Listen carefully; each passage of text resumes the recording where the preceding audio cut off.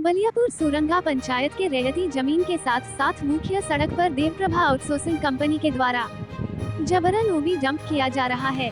पांडव रजक ने कहा कि कुछ दिन बाद सुरंगा पंचायत का नाम नहीं रहेगा हम लोगों के साथ। कोई भी नेता कोई भी अधिकारी साथ देने को तैयार नहीं है। लगता है कि सुरंगा पंचायत भारत देश के मानचित्र में नहीं है, तभी तो हम लोगों की बात नहीं सुना जा रहा है। जिला प्रशासन के द्वारा आश्वासन दिया था कि रैयती जमीन पर ओबी डंप नहीं करने देंगे, लेकिन वह आश्वासन ही रह गया और ओबी डंप चलता रहा। जिला प्रशासन से निवेदन है कि ओबी डंप को रोकने का प्रयास करे और हमारे धनबाद जिला के सांसद महोदय से प्रार्थना है कि सुरंगा पंचायत का अस्तित्व बचाने का काम करे। पिछले 1 साल से आप अपने गांव की लड़ाई लड़ रहे हैं बचाने के लिए, कहाँ तक सफल हुए हैं आप? देखिए दादा, लगातार हम लोग आंदोलनरत है।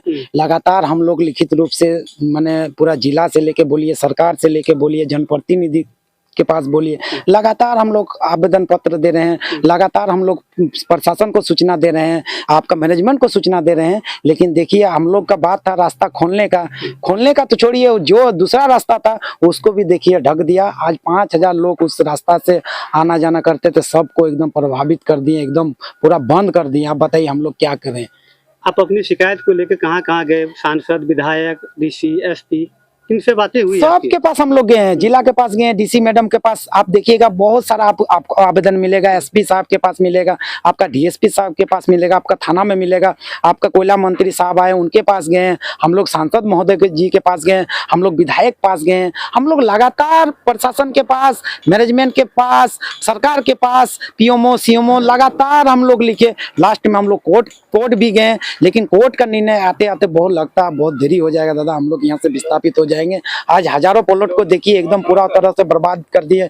आज सड़क, शिक्षा, बिजली, पानी देने का तो बहुत दूर की बात है। आज देखिए हमारा एकदम सब चीज मन छीना जा रहा और हम लोग को देखने तक कोई नहीं। क्या आपको लग रहा है कि यहाँ लोकतंत्र है? क्या हम लोग भारत का मानचित्र में आते हैं? ये सबसे बड़ा सवाल है। सरकार से भी है ये सवाल, मैनेजमेंट से भी है ये सवाल, जिला प्रशासन से भी है। क्या हम लोग लोकतंत्र में आते हैं? क्या भारत का मानचित्र में हम लोग है? अगर है तो हम लोग से अंग्रेज का शासन से भी माने इतना अत्याचार क्यों? ये सवाल है जिला प्रशासन से। आप सोचिए सर, हम लोग अगर जमीन देने के लिए नहीं तैयार होते तो ये शासन चलता।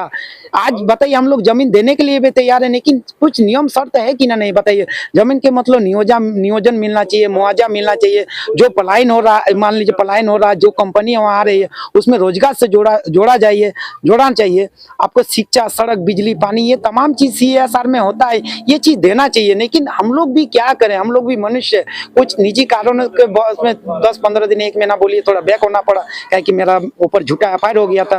फिर देखिए आज झूठा FIR तो हुआ, फिर से ये हमको डिस्ट्रिक्ट से आपका रिजेक्ट कर दिया गया, हमको हाईकोर्ट जाना पड़ा। आप सोचिए अगर उस दौरान में हम यहाँ आंदोलन रहते तो फिर प्रभारी हमको डेली बोलने लगा कि आप बेल करा लीजिए। आप बताइए क्या करते? एकला चला भार नहीं फोड़ सकता। इसलिए आपका चैनल का माध्यम से दादा आसपास के जितना लोगों से, गांव से अपील है, वो आपका परसमनिया, छाताटार, कुसमाटार, मुकुंदा, चांदकुया, गोलमारा, आमटाल, जितने भी आसपास के बुद्धिजीवी लोग हैं, गांव के लोग हैं, गांव के भोले वाले लोग हैं, जनप्रतिनिधि है, सबसे अपील करते हैं कि दादा ये लड़ाई में साथ दीजिए। आज सुरंगा का बात है, कल मुकुंदा का होगा, परसों गोलमारा का होगा, उसके बाद चांदकुया का होगा। ये विस्थापित रोकने का नाम नहीं लेगा। और देखिए किस तरह विस्थापित कर रहा है। आप सोचिए कितना चिंताजनक है कि ना मुआवजा, ना नियोजन, ना किसी तरह सुविधा। अब ठीक है, मान लीजिए आप मेरा रास्ता ढक दिए, आप रास्ता दिए नहीं दिए। आप मेरा कुआं ढक दिए, आप कुआं दिए नहीं दिए। आप मेरा तालाब ढक दिए, आप तालाब दिए नहीं दिए। आप 1000-1 लाख प्लस पेड़ को आप मैंने अविडम से नष्ट कर दिए। क्या 1 लाख पेड़ हमको लगा के दिए? जमीन 1000 जो सीओ साहब अधिकारी रूप से पुष्टि कर दिए कि ये रैयत का जमीन है, लेकिन क्या उसमें मुआवजा मिला? ना किसी प्रकार का नियोजन मिला, कुछ नहीं दादा। सिर्फ इतना अत्याचार, इतना प्रताड़ित, क्या बोले और किसके पास जाए? इससे ज्यादा तो हमको लग रहा, कसम से, मैं भारतीय होने के नाते हमें गर्व है, लेकिन आज महसूस हो रहा कि अंग्रेज का शासन था तो उस टाइम समझ में आता था कि अंग्रेज को गोरे गोरे देखते थे तो पता चल जाता था ये मेरा दुश्मन है। आज का डेट में दुश्मन चिन्हना, पहचानना इतना कठिन हो चुका है कि मैंने भगवान भी हैरान हो चुका है कि इतना हम ने क्या बोले, मतलब समझ में ना आ रहा कि मतलब जंगल राज क्या होता है, गुंडा राज एकदम इतना हावी है। किसके पास हम लोग नहीं गए? बताइए क्या करें? और इस मनमानी को कैसे रोक पाइएगा? इतनी बड़ी आप जान देना पड़ेगा, आप जान देना पड़ेगा दादा। ये लड़ाई आर पार का, आप लड़े भी किससे लड़े, खुद से लड़ना पड़ रहा।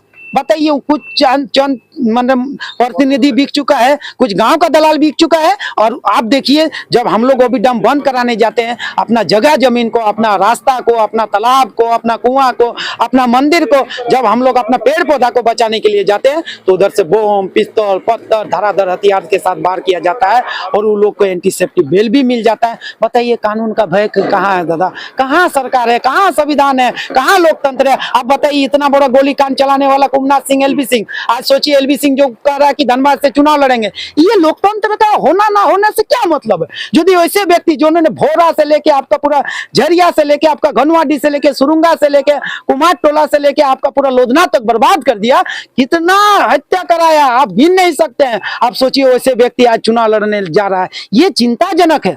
ये सोचिए कि माने लोकतंत्र है नहीं, हमको नहीं लग रहा कि कानून व्यवस्था इस जिला में, धनबाद में है।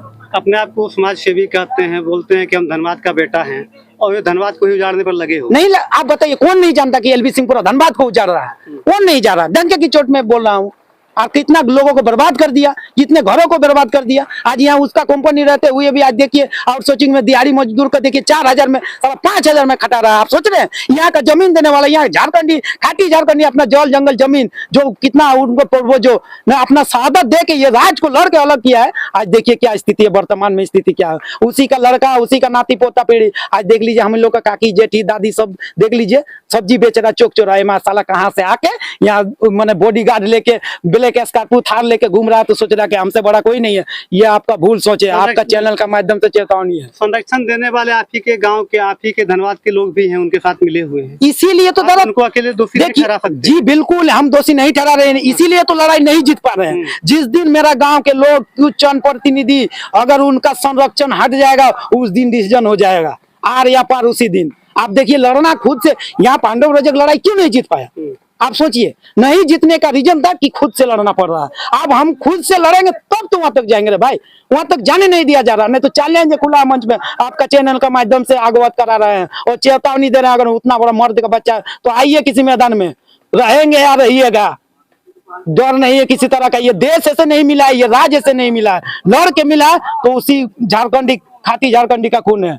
मानने मानने में किसी तरह पीछे नहीं हटेंगे। अभी आपके क्षेत्र के, धनबाद जिले के, झारखंड के जयराम महतो हैं, आपको सपोर्ट क्यों नहीं कर रहे हैं, जबकि वो बोलते हैं कि हम धरती का बेटा हैं? देखिए, सपोर्ट नहीं है, गांव घर की लड़ाई हम लड़ने के लिए आए हुए हैं, है ना, तो क्यों नहीं कर रहे हैं इस तरह? वो नहीं कर रहे हैं। देखिए, सपोर्ट करने का वो आए, अपना बातों को रखे। उन्होंने कहा कि मेरा यदि मान लीजिए हम, मेरा गर्दन देने से आपका समस्या का समाधान होता है, तो निसंदेह हम देने के लिए तैयार है। पांडव रजक भी देखिए दादा वही बात बोल रहे हैं कि अकेले क्या कर सकते हैं, लोगों को समझना पड़ेगा। यहाँ से हम क्या बोले कि यहाँ के कुसमाटार, सुरुंगा, आपका परसमनिया, छाताटार, आपका आमटाल, मोकुंदा, गोलमारा, ये तमाम लोगों को जागना पड़ेगा दादा। एक मंच में आना होगा और गाँव का पावर दिखाना होगा। देखिए दादा, आज का जनरेशन पढ़े लिखे हैं, शिक्षित वर्ग के हैं, लेकिन आज पहले का लोगों को देखिए, जब गांव में चोर आता था तो सब गांव में पहरा देता था कि नहीं? आप लोग भी, हम लोग भी छोटे थे, दादाजी लोग पहरा देते थे और चोर को, डकैत को खदेड़ने का काम करते थे। इस तरह यहाँ एलबी सिंह जैसे चोर को यहाँ से खदेड़ने के लिए सभी लोगों को एक मंच में आना होगा,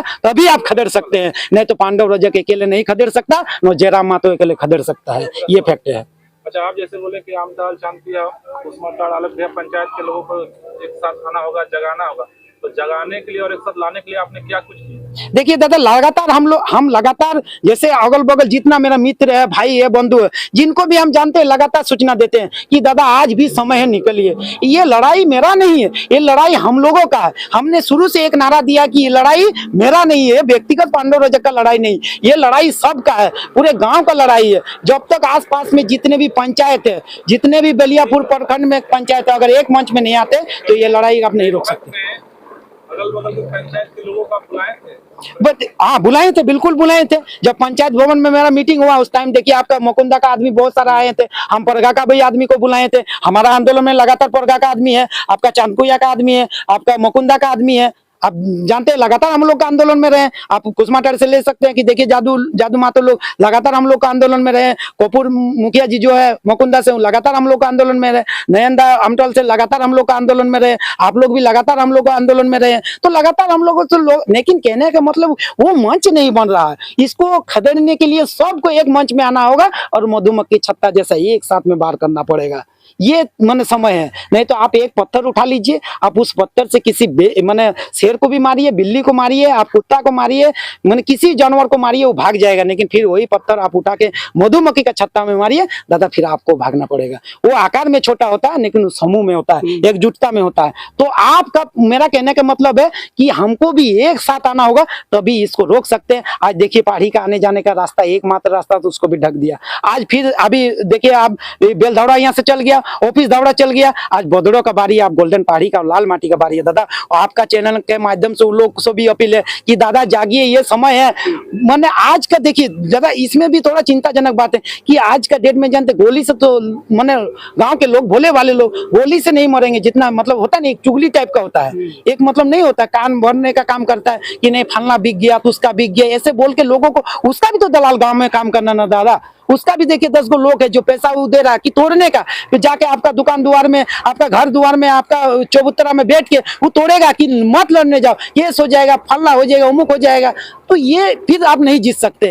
इस तानाशाह को रोकने के लिए सबको आज गोल्डन पहाड़ी, आपका लाल माटी, सुरुंगा, परसमनिया, छाताटार, जितने भी लोग हैं सबको दादा एक मंच में आना होगा। और ये बहुत बड़ा इतना महारथी नहीं है, इसको खदेड़ने का फिर हम लोग काम करेंगे।